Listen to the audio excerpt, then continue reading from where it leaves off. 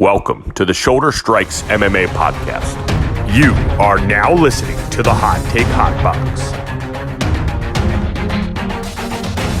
Welcome to the Shoulder Strikes MMA Podcast.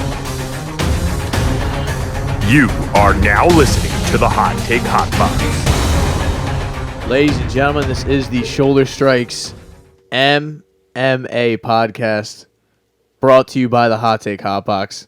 My name is Matt McSweeney. I am joined by Ty Capone. We are here fresh for a UFC Noche card that's coming up this weekend, which I got to be honest, Ty, this doesn't make much sense to me. They're still in Las Vegas. They're just calling it UFC Noche. I don't get it, but I think they were supposed to be in Mexico, right? That was the plan, but they couldn't I guess, figure out a schedule or a time and a venue, I guess. But we're here. We have a whole card. Elise Reed is almost on the main card, so that just goes to show you what we have going on here. Terrence Mitchell is on the main card. Yeah, Alaska's finest is on here. This is a really bad card, if we're thinking about it. But there's always for a fight night. I guess I'll say it's not bad. Exactly. It seems like it's bigger because they have the title fight, but it's really not. Right. It's just the top two, and then there's just kind of filth. And your boy Raul Rosas Jr., I know you said he was going to be champion by this time next year. So by 19, yeah, I said, yeah. Yeah, but we'll get into all of it. We're going to start off first. First of all, I should say, Ty, how you feeling? How you feeling today on this beautiful Friday? What's it like down there in the Pete's? It was pouring earlier. Oh, sun's out, so all is normal. I guess from pouring to sunny. There you go. Still hot.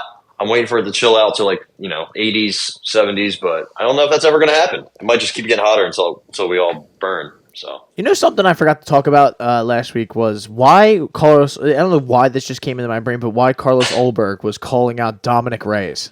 That is so random and disrespectful. But it's like, of all people, the guy who literally doesn't fight anymore, retired, and the last time we saw him, he was getting put out by a jab, cold.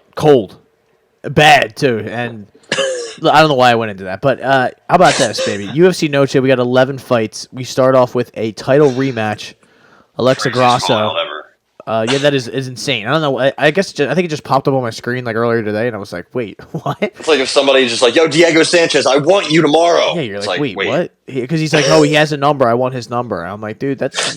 Bro, there's a phone number, maybe. Yeah. That ranking, if he has next to his name, is about to be obsolete. It means nothing. That's going to be just a blank space pretty soon, so... Yeah, we're the T-Swift. Shout out T-Swift. Valentina Shevchenko. Getting her title rematch, it was kind of an even fight the first time, I'd say. I've seen a lot of people going back and forth. I think, people have said Alexa Grasso was getting the better of her on the feet. Shevchenko was definitely controlling her. I don't have the stats in front of me, but it felt like an even fight, especially when I went back and watched it. But I remember I had Shevchenko that night. She was a big-time favorite. She is not so much this time around. She's minus 166, minus 175, 170 to Alexa Grasso's plus 140, 145. I don't really see a ton. I mean, other than betting Alexa Grasso money line, it's just this is a very razor-thin sort of situation here. And I guess I'd like to hear your thoughts first before I go real in-depth. I just would say I am a little alarmed. Valentina is talking about how this is the only thing that matters to her. I mean, anytime she talks before a fight, I get fired up because it's just all such a warrior mentality. I'm going in there to lay my life on the line. And Alexa Grasso is just like, yeah, I'm just going to, do what I do and take care of business. And I'm Alexa Grasso, man. Her given name is Karen Alexa Grasso Montes. So, well, there you go. Whatever that is. But Ty, I guess I'd like to hear your thoughts on this whole thing. Also, what are your thoughts on getting Mr. Diamante to come do UFC for one night? I think they should do that. That would be sweet. I'm sure he's expensive though. He's probably got a Canelo birthday party that he has to introduce or something like that. He has to bring Canelo with him just to say his name, and that's it. So, I think, I just rewatched the first fight, and I thought, looking back, it was 3-1. Valentina, and she was probably winning the fourth, or it's 2-1, probably winning the fourth, making it 3-1. But I don't know, it was kind of close. I feel like, the takedowns definitely nullified some of the progress Grasso was making, some of the success she had, but she did really well on the feet, man. And I thought in that fourth round, Valentina just started to slow down and look a little bit labored, and she's not getting any younger. She's actually getting older. So, and we just saw with Izzy looking slow, just not even technical, didn't even really want to go for it. Kind of just looked like didn't want to be there. He had the belt for a long time. Valentina had the belt for a long time. And how many times do fighters lose the belt and then get it right back? Not often. I remember hearing or seeing a stat. I completely forget what it was, but there's not really many times that happens. So, combine that with her getting older, wearing down. I feel like her cardio is, if anything, is just going to get worse as she gets older. Same with her skill set in general. And her last two performances were probably her two worst of her career against Tyler. A lot of people thought Tyler won that fight, and even in a close loss, she had a fucked up eye badly. She broke her orbital, and she still almost won. That was really tough, And I think Valentina has, outside of a close fight with two really good fighters, I think she hasn't looked that good. I think she still has some, her kickboxing's still good, but I feel like her movement isn't what it was. I feel like she kind of stands still, and her reaction time, her movement in general is kind of slowing down. Maybe, in a minor way, but I feel like I can notice it. I feel like a lot of people can notice it. She's probably the much better wrestler. I know Alexa's working on her takedown defense, but it's still only 61%. And Valentina's obviously, I don't know if she's much stronger, but I feel like she is a little bit stronger. Grasso has sneaky strength because she kind of looks, she's a pretty girl, and she kind of looks like, she's not cut up, she's not jacked. Valentina is very muscular, and Grasso's not, but Alexa is pretty strong. She took Valentina down in the first round. They didn't count it as a takedown, but she shot a blast double, got her down, and she got right back up. But I think Grasso has some sneaky strength here, so I kind of think, kind of like what you said to me, razor close. I love Grasso's jab. I think ever since that Carla loss, she's just been steadily improving. I think she's probably got the cleaner striking with the hands. She throws some kicks, not many. I kind of wish she would throw more, but her striking defense, I love a lot. She keeps her hands up, high and tight. She moves really well. She switches stances really well. Yeah, switches. She switches stances really well. And good. She has good feints, good distance control. She mixes. She shows a lot of different looks and kind of makes it tough for Valentina to get going. Really, she kind of turns Valentina into a counter striker. And I think if Valentina wants to win this fight, win rounds, and secure a win, she's going to have to go forward a little bit more. Throw more. Keep going with the leg kick heavy approach, but maybe mix it up. Maybe throw some push kicks. Maybe throw some teeps. Maybe go high a couple more times. She's done it before. Mm-hmm. But the problem is, man, Alexa's so good technically, defensively, and offensively.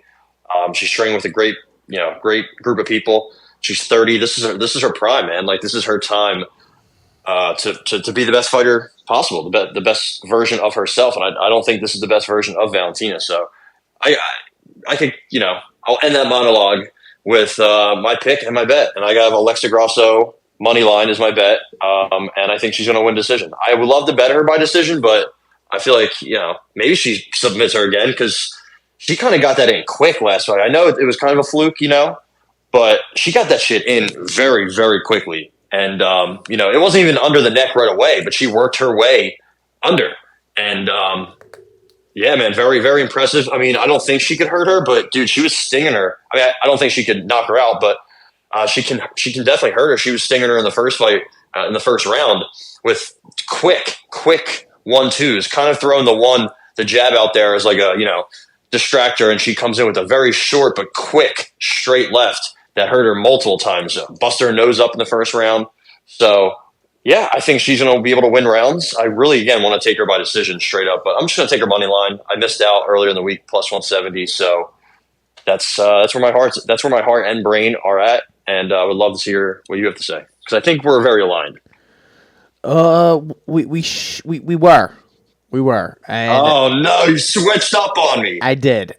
Don't let the words fool you. All right. And the words have always fooled me with Shevchenko. She gets me fired up before these fights. Yeah, she's pretty terrifying. But it's not even really. I kind of a bet that I really like this week is that fight to go to decision. minus 130, which is I think it's a pretty good number. That's all. Yeah, that should be be a ladies' fight. It's like it should be minus 200. That's what I'm saying. I'm going to put that on the card. So you're going to bet that as well. Yeah, I like that. I mean, I could see one of them winning or losing a split. Like if you were to have good odds on one of them winning by split, I co-sign that 100%. Even though it's obviously a very tough bet to make, but yeah, it's gonna be fucking razor close, man. They're both, I don't think Valentina is gonna make some of the mistakes she made earlier. I think Grasso is gonna be a little bit better and sharper. I think her takedown defense is gonna be a little bit better. I hope she sprawls a little bit more and doesn't just kind of accept bottom position, But yeah, I like that a lot. And for my other bet, unfortunately, we're going to be on the opposite side of this. I'm going to go Shevchenko decision plus 160. And wow. I think she's just going to. I think it's going to be a wrestle fest. I think she's prepared for it. She's going to go into there and just do. And you know what though? No, I'm not going to take. I'm not going to take either side here, because I don't feel taking good. It over. I like it. I'm just going to take that fight, go to decision. Take the minus 130 and get out of there, because it's not. I'll probably just let you know. I probably will bet that off the card, but I don't feel good about this either way, because you don't know.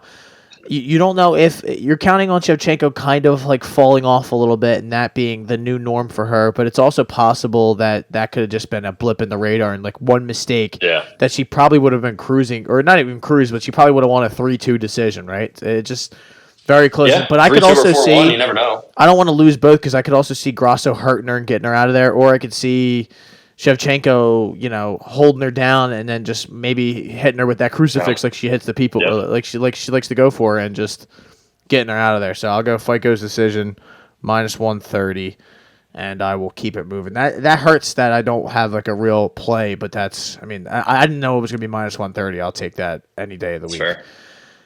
How about Kevin Holland, Jack Della Maddalena, man? This is a nice little I love fight this here. fight. Jack Della needs a big performance after his last timeout. He went the distance with Basil Hafez, who... Yeah. Yes, that's right. You probably out there have no idea who that is, but that's just a guy who was a late replacement black belt who he tried to keep guillotining as he was getting taken down. Made no sense at all, but what are you going to do? He's fighting Kevin Holland, who... Kevin Holland's coming off of I believe, a Darce choke of... Mike Chiesa, is that the correct terminology here? Yeah, I believe so. Yeah, Chiesa said, "Yeah, he might be able to darce me," and then he got darced. Yeah, and that is seems like the most predictable thing going back now. But unless he bet on it, you never know. Jack Della is a minus 155 favorite, as low as 145. But it seems like the books are kind of aligned on this one too. Kevin Holland's plus 125, 120. I gotta say, Ty, this seems like a Kevin Holland fight. Honestly, this seems like a perfect matchup for him. Yep. I agree. When's the last time he won a decision? Kevin Holland. It's been a long... Oh, yeah. Long... He won Darren against the Dentist 2020 Yep. Right. Okay. Covington and Woodley. Yeah, I mean... Before that was GM3 and DiHerico. Notice that it's only a couple of years, but how many fights ago was this? I mean, he's been through the kill. So he's fought the best of the best. Charlie Ontiveros, remember him? No, but for real though, dude, he's fought so much. That just got me so bad. I was like, wait, I was like, Charlie Ontiveros, he stinks, dude. Which he does, the American bad boy. Yeah. The ultimate best, the ultimate hammer, good hammer, not a good nail. Like the epitome of that. Yeah. But I mean, he went 4 rounds with Wonder Boy. He went almost 3 rounds with Pons. He fought Chimaev. I mean, obviously not going to win that one, but I think he has much more experience, which is obvious. I think he's much more athletic. He for all his fight IQ, people that have come at him for his fight IQ, all his critics, obviously both of us have seen it many times. JDM has done the same thing. Like he's shot for guillotines in multiple fights, I believe, right? It wasn't just Hafez. No, but even if it was, it was multiple times against a black belt. Like if he does that against Kevin Holland's going to pull his head out and fucking kill him from the top. I think Holland has all of the grappling and wrestling advantage. Now, he doesn't really go for takedowns. That's my only issue. Like, if he did, I feel like he'd be minus, something if he was more willing to go for a takedown or grapple. But even then, man, like, he's never been knocked down in the UFC ever in 20 fights, I think. So he's very durable. Like, I think JDM has awesome pocket boxing. I think he's got elite pocket boxing. But, like, other than that, what does he really have? Like, doesn't really have great kicks. He gets hit. Honestly, he gets hit a lot. Basile Hafez was hitting him. This is not a guy who was, like, noted to have good striking. He was noted to have amazing jiu-jitsu, and he's tough, and he was on the regional scene, trains with some good guys. But he was cracking JDM. And I don't know, man. Like, short notice is tough for both guys, but still, man, like, it's something I've noticed in JDM's career in general. So I think I don't know, man. 8-inch reach advantage for Holland as well. I think that needs to be pointed out. Yeah, 4-inch height advantage. Like, he's going to have he's looking down on him. He's got he knows how to use his reach. He knows how to use his distance. Like, is JDM going to fucking dart in and get inside and, fight in a phone booth? Like, that's going to be really tough to do against somebody like Kevin Holland. Kevin Holland moves, like, insanely quick, like a goddamn flyweight, especially in the first round, Like, I just don't think he's going to have that kind of success against Kevin Holland. I mean, he can definitely clip Kevin Holland. He can definitely, if Kevin Holland wants to just stand there and trade punches, that might not end well. Also, JDM goes to the body very well. I think that's going to be the big key for him because he's so, he's got a reach disadvantage, a height disadvantage. I would love for him to throw kicks, but sadly, Kevin Holland's got nasty side kicks, nasty head kicks, nasty push kicks. Like, he has so many tools in his arsenal, so many. And, we've been waiting for JDM to, get exposed. Ramazan Ameev almost had him in that, was it an arm triangle, I think, or some guillotine? He had something.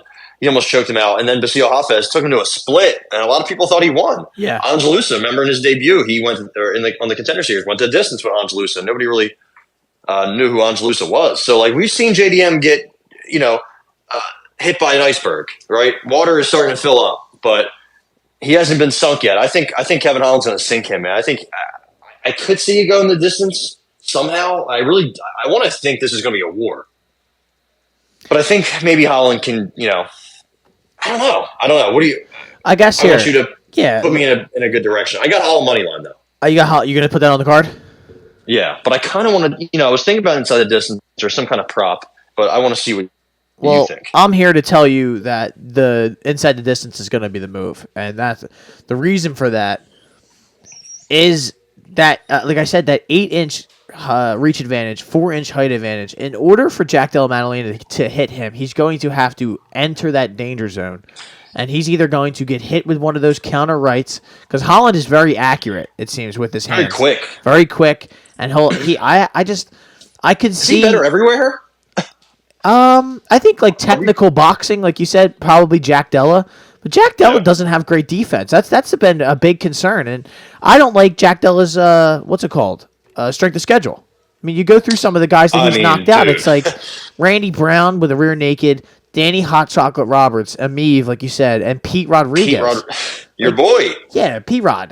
P-Rod. Nobody really, these aren't really, world beaters. I mean, he has a win against Kevin Josette. I mean, that actually might be his biggest win on the on the record. But right. But seriously, I don't see. I mean, Kevin Holland has fought everyone, and he'll fight anyone, anytime, any place. If the weight is on point. Like, if he doesn't look like he's, completely sucked out, and I know the last time he said he was going to go up to 185, I guess that just goes to show you can't believe anything that he says.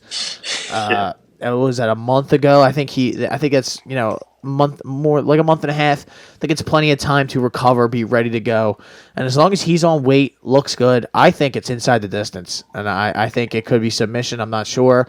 But I could see maybe Jack Della getting hurt and kind of just like instinctually kind of just shooting for a takedown or something like that and getting, Darst or anything like that. Was this fight supposed to be somebody else, or was just these guys just kind of late just needed a little bit of spark on this card and they added these guys, right? That's what it seems like. Yeah, I think that's accurate. I don't think it was supposed to be anybody else. Maybe they were on a different card, but honestly, I don't think so. I think this. It looks. Oh, here's the problem. Jack Della. You know, there was all this anticipation. Jack Della was going to be on the Australia card, but they're like, honestly, nobody knows who you are or cares about you, so we're not going to put you on there. Yeah. So I'm gonna go Kevin Holland inside the distance plus 250. That's All right, my play. I'm gonna play. I'm gonna follow you with that. I was going to do money line, but like I don't see how this goes the distance. Honestly, like the more I look at it, you know, I feel like he's going to smoke him. I feel like he's going to hit him and hurt him. Like if there's any point that they clinch up or grab a hold of each other, I have to imagine that Jack Della's fucked. You know, like long man chokes, just the strength, the technique. I mean, he's a black belt, and he's does Chiesa submit Jack Della given an opportunity? Absolutely. So, I'm with you. I'm going to tail that. Yeah, it just seems like it's a good play. It's just a good value, and I said the last time he fought that if he stays at 170, there's pretty much anybody outside the top 3 or 4 or 5 I don't think beats him, and I don't think Jack Della's on that level. Not yet, at least. Nope. He hasn't shown me that he is. So I'm going to take that, and I'm going to be pretty confident about it. Let's go. Raul Rosas Jr. He needs a big win after. I'm still so mad at myself that I didn't play that Christian Rodriguez because it just... That was the mega whale play. Yeah, you could feel that was like a bad matchup because this Raul Rosas, he needed to be humbled a little bit, and he's not exactly the most high IQ guy. I mean, he's younger, so what's his nickname now? El Nino Problema. I believe you gave him the nickname Mexican Quagmire. Yeah. Isn't that what you said? I don't think so. That's a crazy-ass nickname, though. A win against Jay Perrin won't exactly make you the champion. So he's fighting, though. They gave him another layup, or not another one. But, well, I guess, yeah, Jay Perrin was a layup. But he's fighting Terror Bear. That's Terrence Mitchell to all you out there. That's an insane nickname, by the way. I can't believe that's his fucking nickname. Losing in the way he lost to Cameron Simon, and then being like, you know what I need? I need a new nickname. What was his nickname last time? Bear. He didn't have one. Yeah, and between this fight and the last fight, they said this is the focal move. point. The focal point of their training camp was like, "Yo, you need a nickname, Terror Bear, bro. You're 33. The fuck? What are you Terror Bearing it up?" So yeah, there's not really anything to bet here. Like I said, minus 800 to Terrence Mitchell's plus 550. I think Terrence Mitchell loses this fight. I just don't know how. Yeah. I feel like that's a pretty confident take there. I guess I see Rosas round 1 sub at minus 150. That's not too bad. You know, I mean, if you look at one guy later down in the card, his like first round knockouts like minus 250. It's like, all right, now I really have nothing to bet.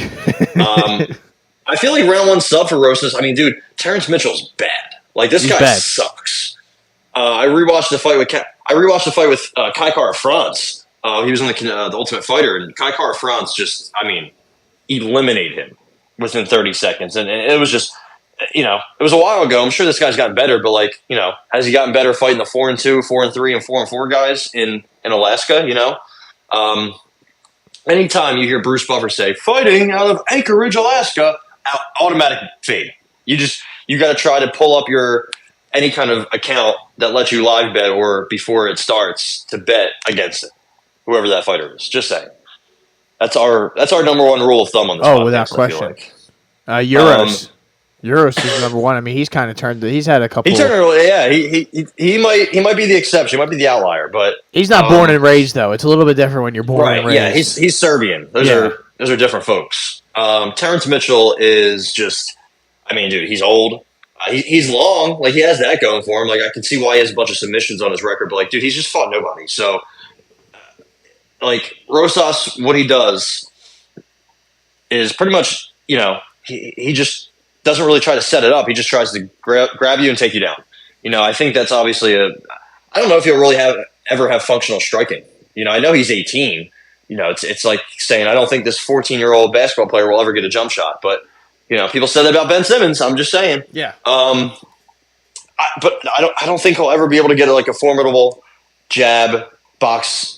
You know, decent little kickbox approach to set up his takedowns. Like I don't think that's going to happen. I could be wrong. Like, you know, if he's still in the UFC in 7 years, I'd be very surprised. But maybe.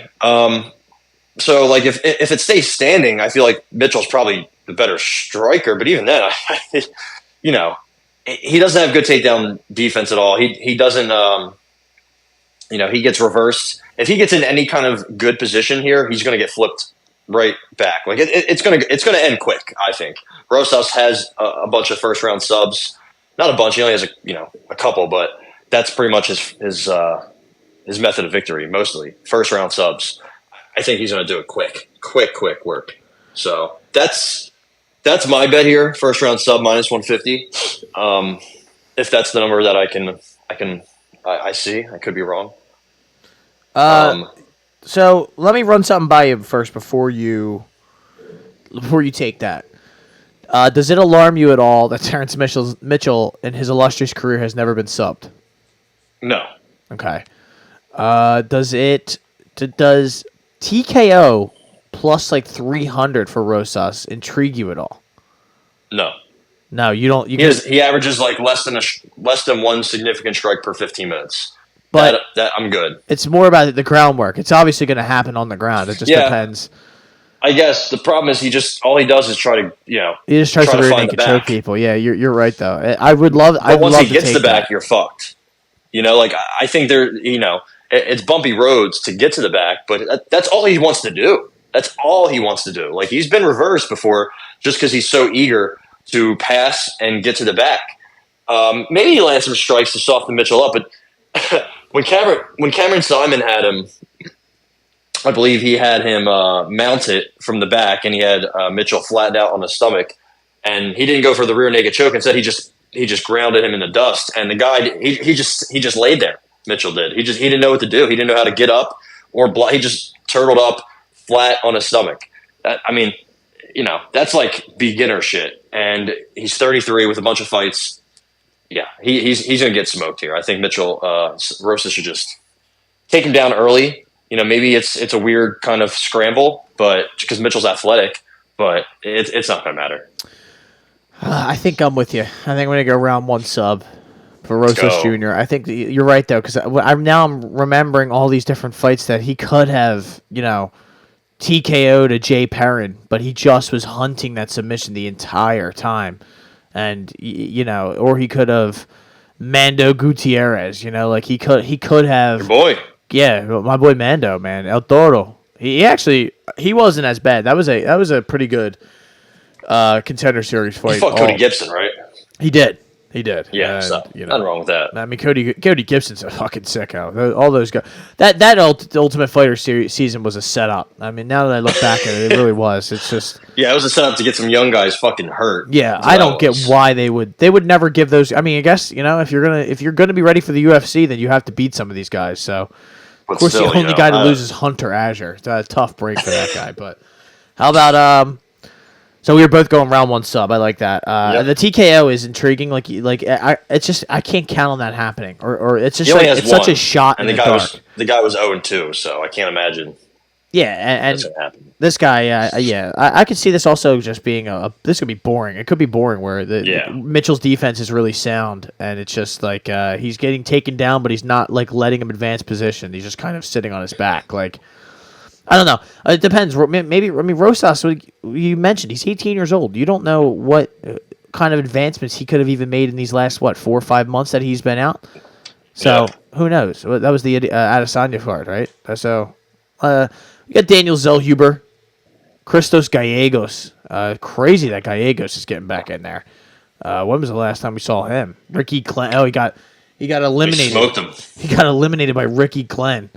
No, he eliminated Ricky Glenn. That's right. Oh, my God. That's right. People were getting eliminated all night that night. Yeah.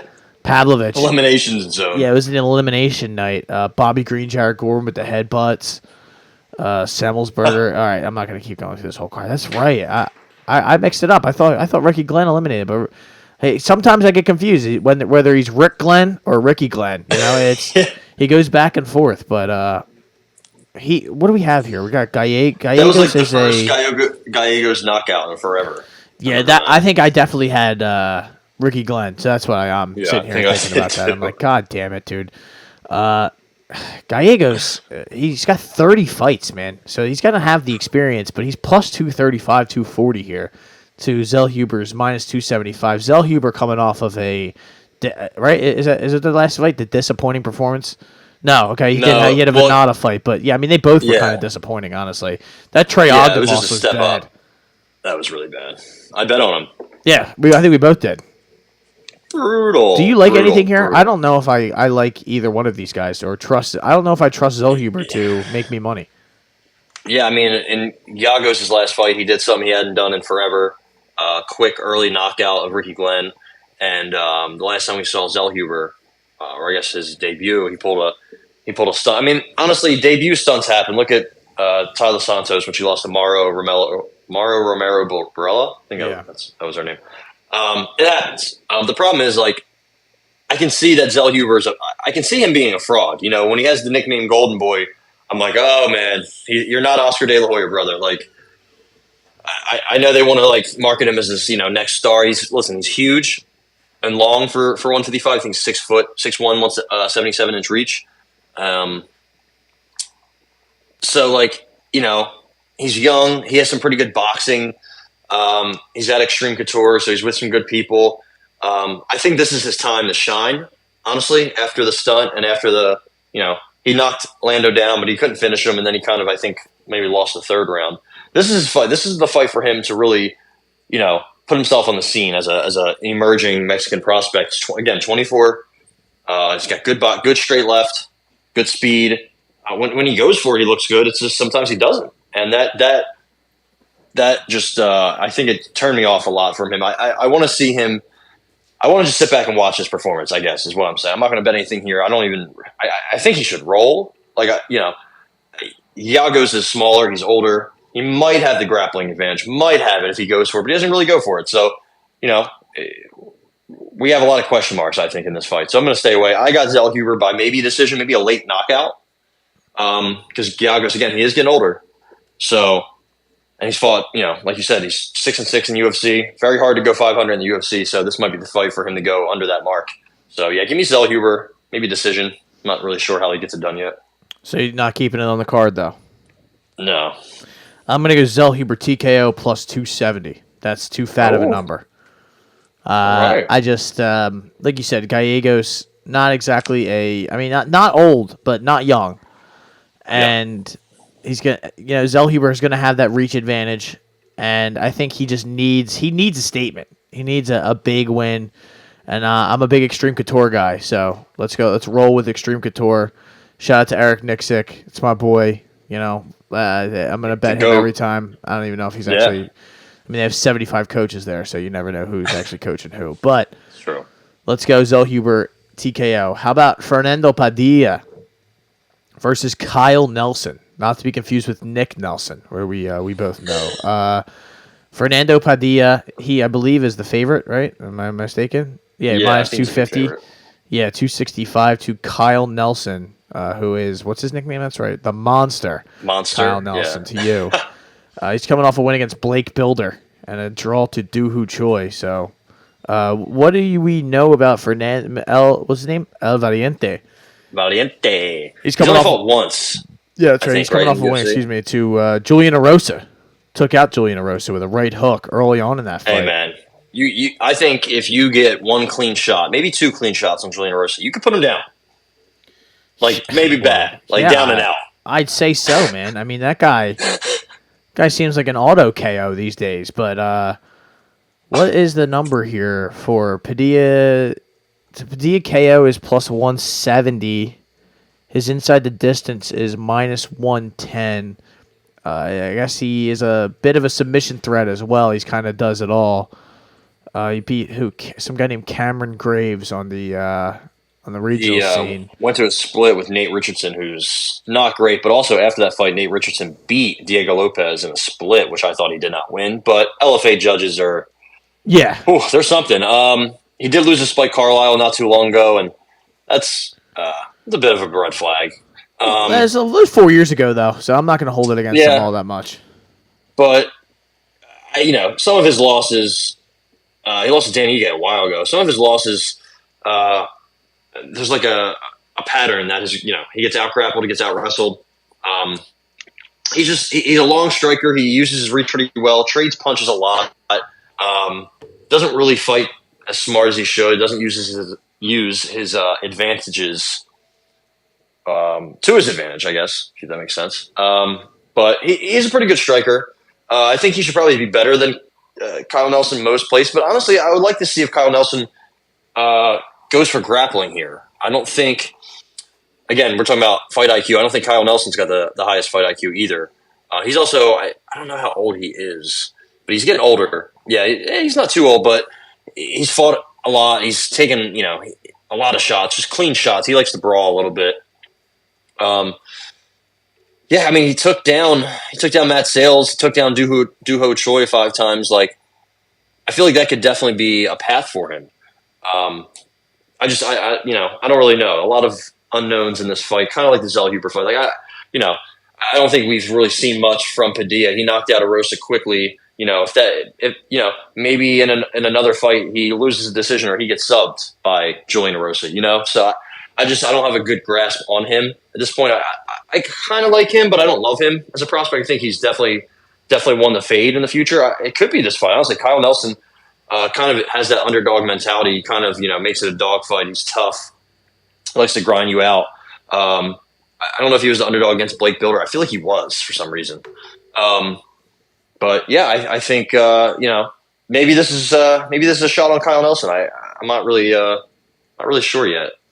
Kyle Nelson was a plus 172 to up to 230 underdog in that fight, and he's an even bigger underdog in this fight, right? So like, I don't know. I'm not the biggest Kyle Nelson fan just from watching the fight. Obviously, he's from Canada. You know how I feel about Canadian fighters.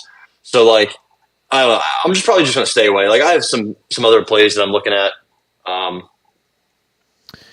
going Padilla inside the distance. I just think there's a big reach advantage for Mr. Padilla, and I think if he takes him down, he has enough subs on his record that it gives me confidence that he'll be able to maybe find something on the ground. So Kyle Nelson's been subbed and KO'd. Only subbed one time, but it wasn't. When was it? It wasn't all that long ago. 2019, Matt Sales arm triangled him, and he's been KO'd 2 times at the UFC level. So he's been finished. Three of his 4 losses in the UFC have been finishes. So I'm gonna count on him getting finished again. And that is the main card. Keep it moving to the prelims. Your girl, Lupita Godinez, against my girl, Elise Reed. So Elise Reed, I've tried to win money on her multiple times. She continually makes me look stupid, especially when she's getting rear naked choked by Luma Luke Buname. That was tough. But she did beat Jin Frey, and tough fight. What is the odds here, though? What do we have? Oh my God, Elise Reed is plus 330 to. Oh my God, one website, Bet Rivers, she's plus 575 to Loopy's minus 975 on that specific website, minus 425, 450 for the most part. But Ty, I don't like anything here, man. I mean, Loopy should win, but she seems like a decision, like just decision or bust. Yep. And I think she's obviously anyone that fights her is going to have the somewhat size advantage, but in this fight, not even really that much. It's just, what is if her decision is anything less than minus 200? That's probably is it? I think it's plus 110. Ooh, do you like that? Yeah, I love that. I think I might take that then. She has a huge wrestling and grappling advantage, I think, here. Maybe she fights her close. Out of here then, though. That's the only. Yeah, maybe. But the problem is both of these women fight very close, splits, just boring fights. Elise Reed, just what's she good at? I guess she just she's like a one-dimensional kickboxer, but even then, she's not that good at it. So, Corey McKenna. I don't really know. She's 3-3 in the UFC, and her wins are complete shit. Corey McKenna, Melissa Martinez, Jin Frey, and they're all decisions. One was a split, so she's been finished in all 3 of her fights, all 3 of her losses, I should say, which kind of isn't like she's never lost a decision, which makes me very, very scared to bet Loopy decision because I mean Loopy shouldn't finish. She probably should finish her. Is the funny part. I mean, she only has 2 finishes in her career. and Elise Reed's never been finished, never lost a decision. So I'm like, man, this is just probably a fight that I'm going to bet. And whatever I bet is not going to hit. Yeah. I'm going to feel like an absolute moron for betting it. But, so, I mean, when's the last time Lupi got a finish? Fucking Silvana Gomez Juarez. And, she's abysmal on the ground. And Elise Reed is too, I guess. But she's more so, I feel like she just can't get up. It's not like you can just walk through her on the ground. I mean, she might be able to. But she's not a world-class jiu-jitsu practitioner. She's a world-class wrestler. Lupi is. So I got Lupi by decision. I like that as a good bet. Plus money, slight minus money, either way. I feel like that's maybe it should be higher. Maybe it should be like minus 150 or something like that. Like maybe the submission is going to be there. Like I could see that, but I think honestly, if it stays standing for a while, and Lupi has been prone to fight like an idiot sometimes, like Angela Hill, she just stayed standing the entire time. Even against Cynthia, she stayed standing a lot. So like, but if it does stay standing, like I think she could probably outpoint Elise Reed on the feet. So give me Lupi by decision. I like it. Plus 110. I'm in there with you. I agree. I just look at a lot. I don't. This will be the fight that she finally does finish somebody, of course. But I mean, what she's decision, all decisions other than like you said, an armbar of Silvana Gomez Juarez, which I'm not going to sit here and act like that was the greatest thing I've ever seen. So. I'm going to keep it moving then. I go decision, but I am worried. I don't trust Elise Reed to not get submitted, but I'm not going to sit here and act like it's I don't know. I don't feel good about this, but I have to take it. I never feel good about betting the decision, though. That's just kind of my instinct. But Roman Kopylov getting in there against Josh Fremd, the Big Yins, but it's not his nickname anymore. Not anymore. It's unfortunate. I like the Big Yins. After the Steelers got smoked, I guess he was like, yo, I got to drop this name. Kopylov, though, he's coming off of a decimation of Claudio Ribeiro, right? Yeah. Oh, my God, yeah. No, he got dropped, I think, or hurt early in that fight. Yeah, and then he just came out and just destroyed Mr. Ribeiro in that second round. The head kick just sent him into the shadow realm. What is the odds here? I don't have it right in front of me. There it is. Minus 325, 350 for Roman Kopylov to Josh Fremd's plus 260, 265. I don't like this. Is another fight. I do not like this whatsoever. It's Josh Fremd seems like he might be able to have a path to victory by taking him down. But is he going to be able to do that? He's like 6'5", like 6'4", 6'5". So he's big, but he doesn't really have a reach advantage, I don't think. He hits hard. Like, I don't think we've seen it really much in the UFC, but he does hit hard. It's just that, he had a big upset, and then he had a big letdown spot right after. So now it's kind of a rebound spot. Like, is he going to, get flattened, or is he going to pull off another upset? I don't know, man. Like, I think both of these guys have some fraud, have some I don't know, I guess you can say I can see both of them choking in a fight, like, lose a fight that they were both winning. I feel like both of them are kind of front runners. But I feel like Kopylov's gotten a lot better. Where I don't know if Fremd's going to get that much better unless he like moves up and just turns into like a hulking light heavyweight or something. Like Kopylov has gotten better. The takedown defense has improved a little bit. He's got nasty body kicks. He's kind of low volume, but he's picked it up lately. His wrestling is sketchy. Again, I kind of worry about him getting off his back. Same with his cardio. I feel like that's kind of an issue for Kopylov. I feel like he's kind of, he's kind of a mess all around. But he, again, in the Puna fight, he turned things around, got a takedown even. Knocked down Claudio Ribeiro after getting hurt in first. The Dariah fight was a bit, wasn't the best look, and neither was the Carl Roberson fight. But again, of late, even against DiHerico, I think he knocked DiHerico down. He knocked him out in the third. So he's 3 finishes in a row. And, maybe he makes it 4. I think he might. I think he will. And I'm not going to bet it, though. I think there is some high variance in this fight. There's still some question marks on both sides. I don't think this is the best matchup for him, but as long as it stays standing, I think he's going to, he's shorter, but the reach isn't that bad. So I think he's probably going to end up smoking Josh Fremd, hurting him, but maybe not. So I'm going to stay away, but I think Kopylov wins and knocks him out. Are you going to take that on the card, Ty? No, I'm going to leave it off, but okay. I do feel kind of confident in it happening. I just don't want to. I have too many plays here, I feel you. You have one, two, three, four, five. I'm going for a mega whale. Yeah. I'm going for a mega whale play later in this. Actually, coming up next. Oh boy, Daniel Lacerda. I already know that's your mega whale. I'm just kidding. I don't know. Actually, how about I kind of want to take Kopylov TKO as well. Like if this number is right for this TKO, then I think I might have to take it. Minus 125, 115. That's a lot of juice. It's a lot of juice, but I'm gonna take it.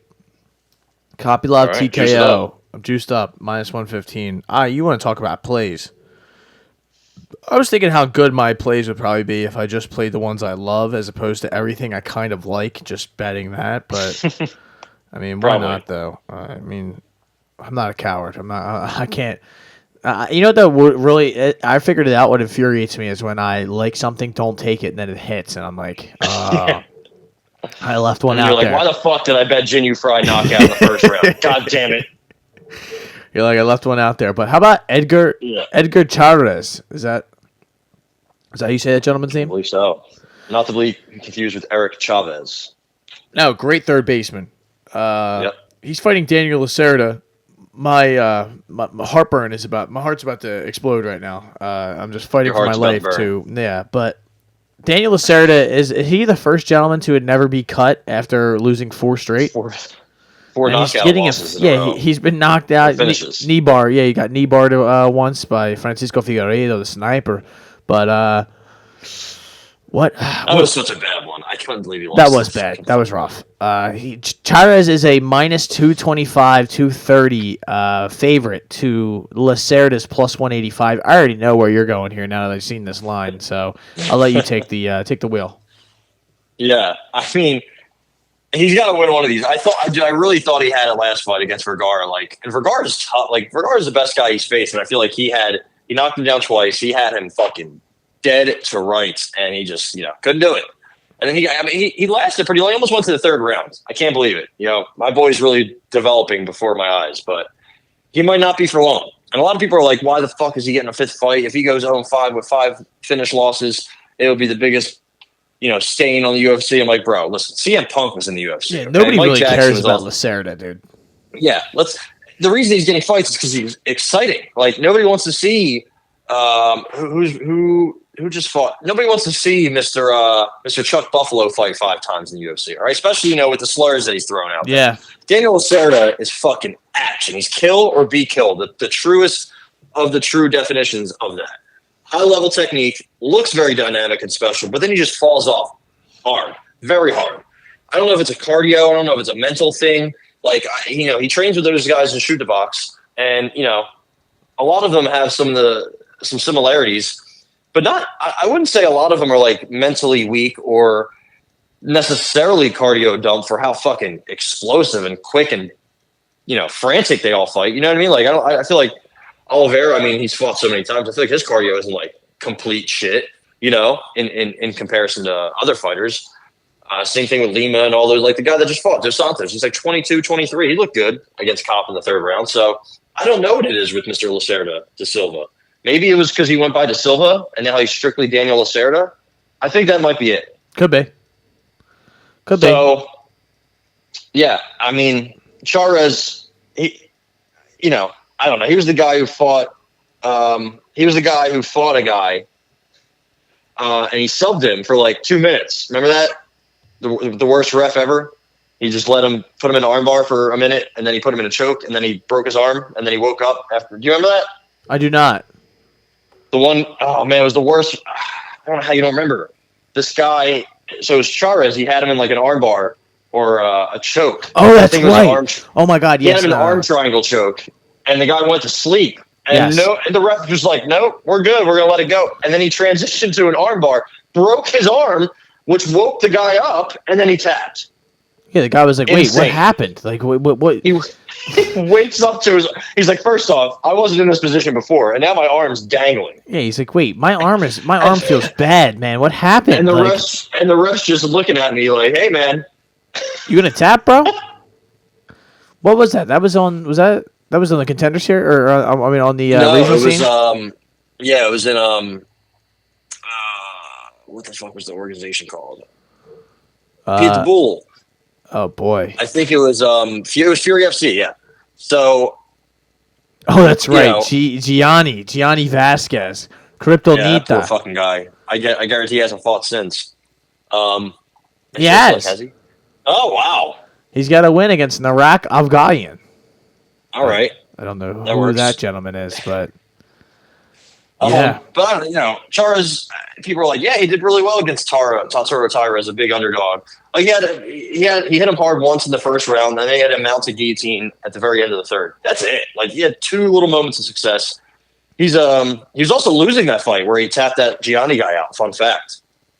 Yeah, he's typical Mexican warrior, but he's low volume. He does throw hard. I guess he has some like opportunistic submissions.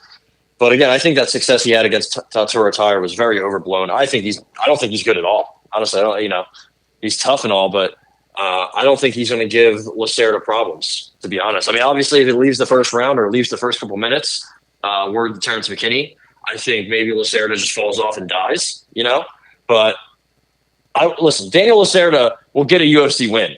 I will be there no matter what. Daniel Lacerda, inside the distance, send me home, baby. I can't find this on here. I don't know what the odds are. They know it. They know it's happening. Yep. If I did, I want to say. Let me look. Yeah, if you can find it. I mean, I don't understand why it's not on here, but they're scared, dude. They're scared to lose the house. They probably took it down. It didn't get canceled or anything, right? I didn't hear anything in relation to that. Know. That would be upsetting. No, you know what it is? Because De Silva. But you're looking for De Silva. It's listed as De Silva. Yeah, I wasn't looking for De Silva, and it's on here. But the plus 250. Plus 250 for what? Is that inside the distance? Yeah. Whoo! I like that. You better. I like that. I'm gonna go inside the distance. You know, it's funny. They're only labeling on this website the Charez odds, and so I'm gonna go. I'll just take the 250. Lacerda inside the distance. You taking that as well? That's your mega whale play of the night. Mini whale play, some people would say. Yeah.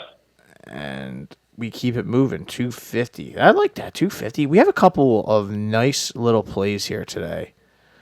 We're gonna be rich, I think. Or we'll just kind of have to come back next week and do the same thing. Or we'll be broke.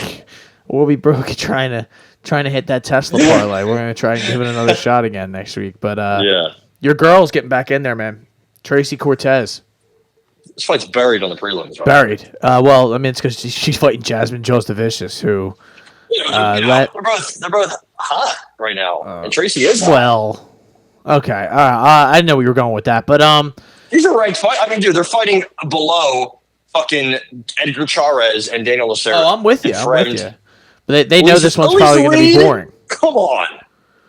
You think it's gonna be boring? I feel like there's no way this fight is more boring than Elise Reed. Well, that's true. I don't know. I don't know what's going on there. They love Loopy, but I guess it's just because. I mean, I don't know. I guess because she's not actually born in Mexico. Yeah, just like bullshit. We're not even in Mexico. Yeah, well, UFC Noche, but I don't like this at all. I really don't. There's not. I mean, it's kind of an even. I would like to bet Tracy, but isn't there a possibility she gets taken down and just kind of held down? So that seems like the path that Jasmine's going to use to win. Yeah. That's what she does to everybody that she wins against. So, what is she? 4-1, 3-1 in the UFC, 3-1 in the UFC, all decisions. Hasn't really threatened much. And Tracy Cortez is kind of. She's been very trustworthy in the UFC, it seems, but also a decision fighter. So, not if your name's Brian Ortega. Well, then he's got to say, you can't fumble nothing if you pass it off or whatever the thing he was saying was. But yeah, listen, I don't like anything here, and I don't know if the fight goes to decision is minus 400. So I don't think I'm going to bet anything here. I want to take a money line, one of them. I want to ride with Tracy, but I did just see that she had a mental health issue. That's why she pulled out of the. Wasn't she supposed to fight Amanda Hebos? Yeah, so that kind of worries me. I hope she's got it together. I mean, anytime I follow her on Instagram, she looks like she's always having fun. She's always smiling, always training. Like she's always in an upbeat mood, and she seems dedicated. I like her. I like her wrestling and her control when she's on top. I think her striking has improved. I think she's the better striker here. But Jasmine is, she's tall, she's long. I don't think Tracy's ever fought somebody this size, really. And Jasmine she just is a dog, man. She just really has that dog in her. And I know Tracy hasn't lost in the UFC, but this could be her first L, man. Everybody has to take that first L in the UFC, that is. Jasmine's was to Natalia Silva, and look how she's bounced back from that one, But look who she's fought. Kay Hansen, Gabriela Fernandez, Miranda Maverick. Just, she beat Julia Pilastri, who just won on the Contender Series. Yep. She beat her on the Contender Series, but she also lost to Elise Reed in CFFC, and Elise Reed was like in her second pro fight. Yeah, that's one of the worst losses on a Contender. Or just I don't know. That's not so, when you look back, it ain't good. Yeah, not good. But I think this is gonna be a very close fight. I think it's gonna be a split decision, and I'm gonna take Tracy Cortez to win this fight. I'm gonna bet her money line, and I think she gets it done. I think she's gonna have the edge in striking. I think she might be able to get her own takedowns and get her own top time. I do worry about what happens in the later part of the fight, but I think she's going to maybe have a good lead up until then. We'll see. It's going to be a fight I'd probably be like, damn it, shouldn't have bet this because I don't know who's going to win. And maybe bet the underdog in a fight like this. I don't know, but it's not really even enough to worry about. That's the thing. It's not even. It's really kind of an even money sort of situation. You got Tracy Cortez money line minus 120 here. So Charlie Campbell, didn't he get eliminated and he got sent to the Shadow Realm on the Contender Series, right? He did. By Chris Duncan. Yeah, that's. He sure did. But I'll say that was he got sent to the Shadow Realm. That was a rough go, man. I believe he had hurt Mr. Duncan at one point, and then he bounced back, and then he just got cooked. This is Charlie Campbell. There was like a rough story about him on the Contender Series, right? Like, didn't he have some sort of, I don't know, like a medical thing or something? They were labeling it on there, and I was like, oh man, this is rough. And then of course it's usually the most UFC thing ever for like last week on the Contender Series, that poor Mr. Cunningham. He's getting fed dog food. They're shooting him up steroids, and that guy took one of the worst beatings I've seen on that show in a long time. So they don't really you don't see standing knockouts that much when they're in the center of the cage, center of the ring. If they're backed up against the ring and the ring is holding them up, sure, but you're just standing out in the middle, Chris Matinho style. That's what Mark Smith's like. All right, dude, you can't just do this. You can't just. I'm not going to let you do this, bro. Go back to the fucking PEDs, but. Yeah, I'm not sure about Campbell, but I think he was going to quit. There was something along the lines of he got hurt. So it was something, but it's just, hey, listen. He got hurt by Chris Duncan. That's he for sure. Definitely got hurt by Chris Duncan. He reminds me of a young Clay Collard is who he kind of reminds me of. He's like very kill or be killed, but he's got really crisp hands, really good boxing. And he lost that fight, went to a grappling match, won that, and then he had another fight in CFFC, kind of just a warm up. And he fucking smoked that guy, that poor guy. So he's fighting Dominic Rice's older brother here, Alex Reyes, the Executioner. Are you being serious? Is this actually his older brother? Yes, this is his older brother. He hasn't fought in, I want to say, 6 years. Yeah, 2017, he lost to Mike Perry. He got knocked out. Yeah, it was on short notice, and he fought up. So, nothing wrong with that. But he did get eliminated. Now, long layoffs don't really end well, right? Nick Diaz, 6 years, he looked like shit. Matt Wyman took 5 years off. He looked like fucking shit. So the reason he had all this time off, he got a stem cell injection that had E. coli in it, and that resulted in a spinal infection that left him without the ability to walk for, I think, like 4 or 5 months. And he needed 5 months of 4 infusions per day to get better. And then eventually worked his way up. The tech company that he got this injection from has suddenly vanished ever since, so that's good. So yeah, that's what happened to him. And he was 30 and lost pretty much his entire prime. And I don't know how you come back and fight after this. I just don't. I know it's tougher to go through that journey than to fight, but it's also tough to fight after that journey. And it's just not. He's going to get smoked. This is one of the easier. I mean, now that you said that, this is one of the easier ones that I've ever heard or seen. I mean, yeah. I mean, this is it's kind of crazy. I feel like they might be doing Dominic a favor. He gets called out when he's like, huh? He still doesn't know where he is from that Ryan Spann job. Come on. So he says, how about you have my brother fight? He hasn't fought in 6 years. And they're like, oh, okay. He was almost a vegetable. It's like, all right, sure. Oh, come on, man. The Reyes family has had some fucking, they've had some troubles. I'll say that. But I just don't see. We haven't seen the guy fight in 6 years, and he was on short notice moving up against Mike Perry, who at the time was a surging prospect. So, what? I don't know. He's not going to be the same fighter he was 6 years ago or 7 years ago when he was winning. Who the hell knows what he looks like now? I mean, I have a lot of questions. I'm actually very interested to see how this fight takes place, just so I can see how he looks off of a huge layoff. Like, I think it's 6 years exactly. Yeah, his last fight was Mike Perry, September 16th, 2017. This is September 16th, 2023. That's kind of crazy. He has a bunch of knockouts and submissions. He never won a decision. So that's interesting. What's the I want to put under 1.5. It's probably huge. What about maybe under a half of a round? I got one for you, Ty. I feel like that. I mean, there's not. Dude, Charlie Campbell's like minus 250 in the first round. Minus 350 inside the distance. Good Christ. TKO round 1 is plus 105. All right. That's my play. Yeah, I think that's the only thing we can do here. Under half a round is plus 220 for whatever it's worth. Yeah, I like Charlie Campbell TKO round 1 plus 110. I mean, he's gonna fucking decimate this guy. Like he has really good boxing, really good uppercut. Like it's so crazy because I don't understand how Chris Duncan ate some of those punches. Like there was one uppercut he kind of leaned into, sat down and ate it, and I don't know how he didn't go down. He just kind of was fine, and then the only reason I think Campbell got knocked out, he got hit with a straight right that sat him down, and then he took one ground and pound shot, and he was out cold. And I think the reason that happened was he didn't see it. Those are the worst ones, right? The ones you don't see coming. He thought he had this guy cooked, dead to rights, rushes in there and gets fucking just hit with a quick shot, and that was it. That was it. Bad. I don't know if he's chinny. I think he just got hit with a fucking beautiful shot when he least expected it. So this guy Reyes, they call him the executioner. It seemed like he almost got executed. So I don't know. Maybe he has good hand. Maybe he has good striking. I mean, he has a bunch of finishes, so I have to imagine that's what he was good at. But I just think, he lost his entire prime. So yeah, I'm with you with Mr. Campbell here. The Brits need a win. We need something. I mean, he looks like fucking Gegard Mousasi though in this picture. He kind of does, yeah. Dude.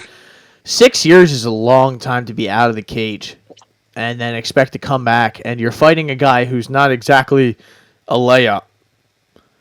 Yeah, I mean, this is. Of course, Alex Reyes is probably going to sub him in the first round. It's going to be one of the greatest comebacks of all time. But Charlie Campbell, round 1 TKO. You got 5 minutes to get him out of there, buddy. So I'm going to go with that. Yeah, that's enough time. Like you said, kill or be killed. I watched him fight in that first round, that Contender Series fight, and he did fight like the fight was only 1 round. So I do like that. I think Reyes was supposed to fight Natan Levy and Trevor Peek. Yeah, thank God he didn't fight Trevor Peek for his own sake. Trevor Peek would have killed him. Dude, that would have been a fucking meme fest. I was going to say that. I think there was something I was going to say, and then I quickly left. Oh, Alex Reyes, very cursed name. The pitcher, Alex Reyes, has had 5 shoulder elbow operations. The Dodgers signed him for 1 year this year, and he hasn't pitched all year, and he's not going to pitch next year, and he didn't pitch last year.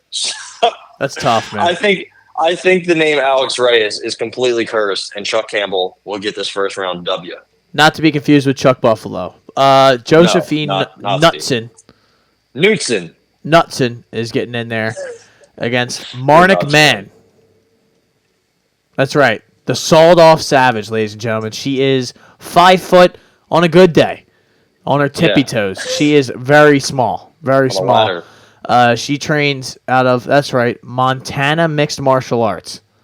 Yeah. In Bozeman, Montana. So that... I'm good. I don't want to be that guy, man, but I am going to be that guy. What, this should be I don't even know much about it other than her Contender Series.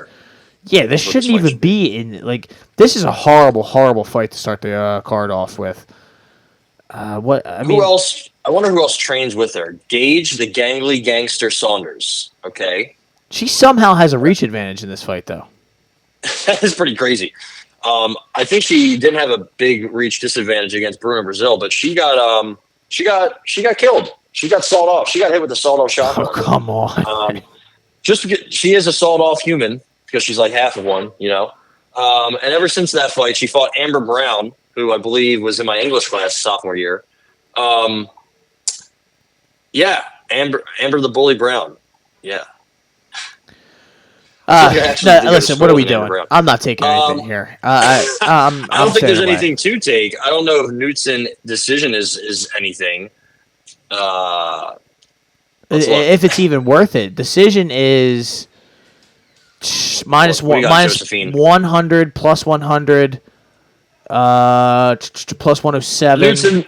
Knutson decision plus 105. I'm in. You want to go decision? I'm kind of scared actually because she did kill this girl. She did head kick the girl she fought in the Contender Series right away, like a minute in. She fucking smoked her with a head kick. But then after that, she just hugged and clinched, and that's why she didn't get a contract. But you know, who got head kicked into the 15th dimension was Mark McMahon. So yeah, I'm glad you talked me off that ledge quickly. I'm gonna stay away, but I'm very excited to see Mark McMahon lose.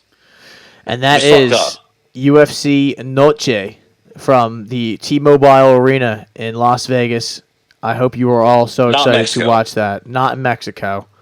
And do we have any boxing to talk about before we get out of here? I don't believe so, right? I mean, I think it's just there's a bunch. Like I think so. It's all tonight, which is kind of confusing. And everybody wants to go head to head. Oh, you did say you talked about that on Tuesday. But I think the only thing of note is Joet Gonzalez will be fighting Luis Alberto Lopez. Was it 126? I think. Yeah, 126. Joet Gonzalez pretty good. He's only lost to Shakur Stevenson, Emmanuel Navarrete, and Isaac Dogbe in a fight that was very close. Big underdog in this fight. Luis Alberto Lopez is minus 700, I think. El Venado, very, very good fighter, man. I love this whole division and both these guys. Alberto Lopez coming off of decimation of Michael Conlon. Oh, wow. Smoked him. Also beat Josh Warrington in the fight before that. Has anybody woken him up yet? He's kind of doing the Dom Reyes thing. Like, huh? What happened? Come on, man. Poor Dominic Reyes. I really don't want to lay into him too much. I mean, I guess, after this weekend, we can just make fun of his brother. But, yeah, Alberto Lopez is pretty nasty, man. Like, he's been winning. I think the only last time he lost was Ruben Villa. And Ruben Villa, I believe, is also on this undercard. He's fighting Brandon Valdez. Yeah, he is on this undercard. So I think Top Rank has a pretty good card here. They're going to go pretty much head-to-head with Showtime. They're doing like a Showbox card, which is kind of fun. It's not big names, but it's good fights, I guess. And DAZN. DAZN has a card for whatever reason. Nobody really knows what's going on over there. But, Adrian Broner, his famous trainer, Mike Stafford, he died, I think, a couple weeks ago, but I forgot to mention it. So shout out to that. RIP Mike Stafford. Great, great boxing coach and trainer. Again, he's the one who got Adrian Broner on the right path before he veered off of it again. Jamel Herring, also the guy who was, I think he was in the Navy SEAL, and then he became a boxer and won a couple belts. So RIP to him. We also have some Dylan Dennis and Logan Paul coming up. I know you're excited for that. That's like a month away. Yeah, it's not a month away, though. I could care less. But Dylan Dennis getting sued by Logan Paul's wife, right? I believe, yes. For basically revenge porn and sexual harassment, pretty much. That's what it seems like. Could he get pulled from the fight? And we have Mike Perry, Logan Paul. Oh, I know you'd be excited for that one. Honestly, I kind of would, but Logan Paul would get fucking smoked by Mike Perry. He should. Mike Perry would put him in a body bag. I also saw a video of him telling Floyd to relax during their exhibition. So I truly don't care. I think they're all. I've now realized all their shit is fake. So yeah, I don't. It's something. Also, it's been almost 5 years since Conor and Khabib.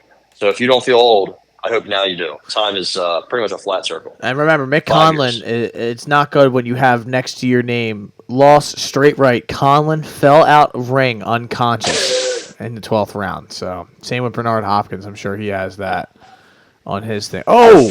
Which fight? Which fight was that? The Joe Smith, I'm pretty sure. Isn't that who it was? No. When Mick Conlon fought, was it? Lee Wood. Lee Wood. Oh my God. Yes, I remember that. I completely forgot until. Oh my God. We clown. Oh mate, he's off the ring. He's no. You gotta do the Roy Jones. He's out the ring. He fell out the ring. And you're, oh man. I know we talk about this shit all the time. 2, 3. Give him the countdown like he's a fucking. They count to 20, WWE. dude. I didn't realize that when you fall out of the ring, they count to 20. Yeah, they give you 10 extra seconds. WWE as if, shit. Yeah, like he's gonna get back in you there. just sustained at the age of 59 when you smashed your head on the camera well, and then you smashed your back on the ground. I feel like there's additional 10 seconds might not be enough. Well, I mean, it kind of woke him up. He was like, "Wait." He's like, "Where am I?" Joe Smith's just like, "Did I kill him? Is he dead?" He's just laying there like, "Yo, what? How did I end up here, man? What happened?" He's like sitting with his legs like up in the air with a cameraman just putting a camera in his face. Like, what the fuck is going on? I'm glad he called it quits, and I'm glad I'm about to call it quits because that is the.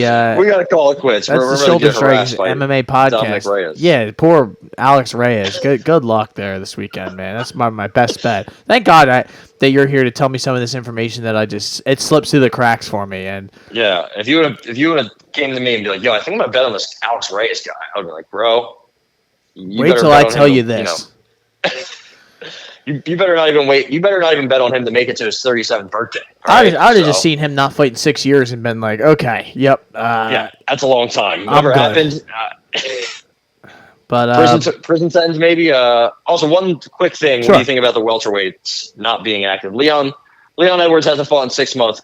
6 months. Kamaru Usman 6 months. Covington a year and 6 months. Bilal 4 months. Hamzat a year and 8 months. That was at welterweight. That was his last welterweight fight.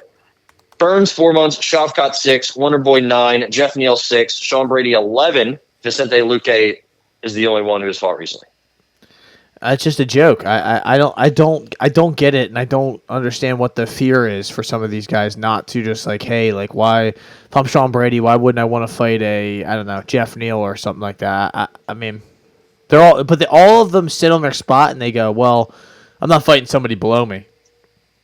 And that just turns into nobody fighting anybody because somebody has to fight someone below them to make a fight happen. They should just eliminate the numbers. Yeah, also just strip the champion. I don't believe in that. Like, I don't think Leon Edwards is necessarily at fault, but like he's been an inactive fighter for a good part of his career. I think he's had really bad luck. You know, COVID really fucked everything up. He couldn't even leave the country. But when Dana White forces Aljo to fight a couple months after he fights, and he's like, pretty much telling him like, yo, I don't think I can be healed up. He wants to rush Volkanovski, he wants to rush Strickus, and this whole division has taken a half of a year off. At least Kamaru Usman's, all this division does is tweet. That's all they do. Bilal Muhammad, Twitter fingers. Kamaru Usman, honestly, he's been in Twitter fingers ever since losing to Leon twice. Leon, whatever, like, I guess I'll kind of give him a pass because, like, who the fuck is he supposed to fight? I guess Bilal is the fight to make just because what's Colby doing? It sounds like they want to do Colby, but, like, there's all, like, why hasn't it been made yet? That's what I don't understand. I thought they were waiting until the end of the year, but the end of the year is booked up, man. Like, John Jones and Connor are coming back, possibly. So, like, are we going to schedule this for early 2024 when some of these guys haven't fought since 2022? Like, Sean Brady, like, I know, what's he been doing? We were going to smash him against JDM. So, I don't know. That's it for me, man. That's all I got. Yeah. I gave my all today. My name is Matt McSweeney. Disruptions, if you will. What's your name? My name is Ty Capone. This has been the Shoulder Strikes MMA podcast, and as always, Ty's going to give us some words of advice. As always, do not bet on a fighter from Montana.